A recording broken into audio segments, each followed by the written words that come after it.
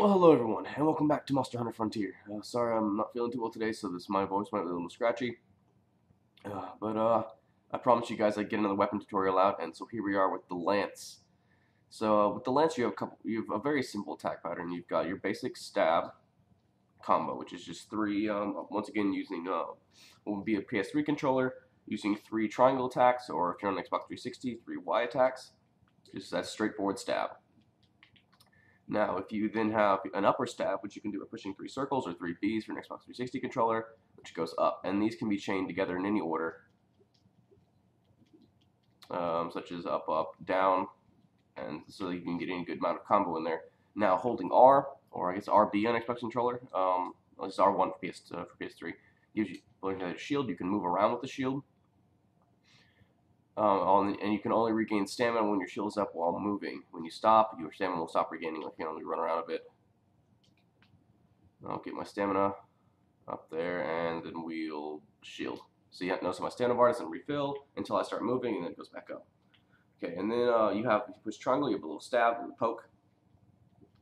If you push circle, you have a kind of a charge. It's not really. It looks a bit like the counter for a Monster Hunter try.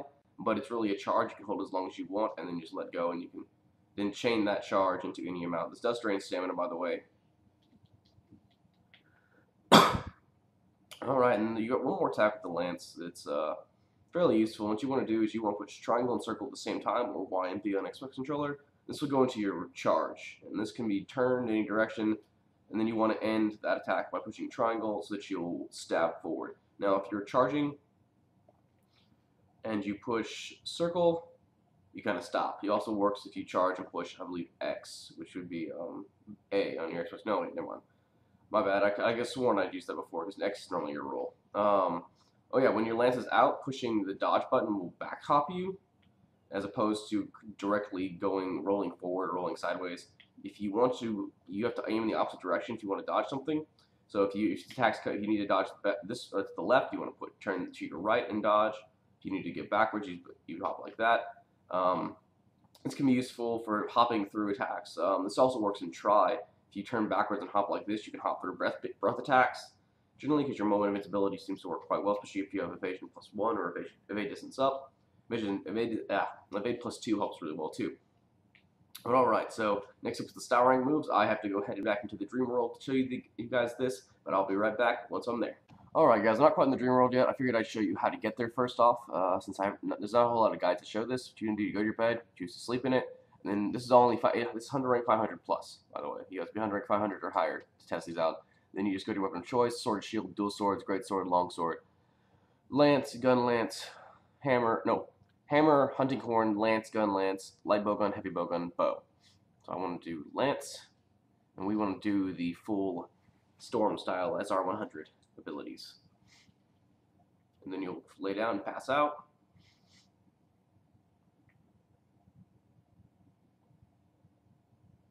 And wake up in the dream world, which is where it'll be after you finish loading. So now you notice we have different armor, different weapons, because we're dreaming about hunting all these monsters.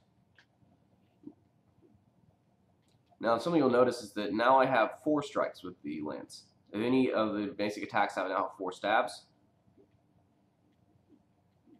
And so that's actually really useful. Also, when you have, of course, like I said before, these can be chained to any combo, which is lots more damage output. Also, when you're holding shield and moving forward, you can push your triangle button, and you'll do a shield rush and then bash. Now, this isn't like tries where you rush and then push it again to bash.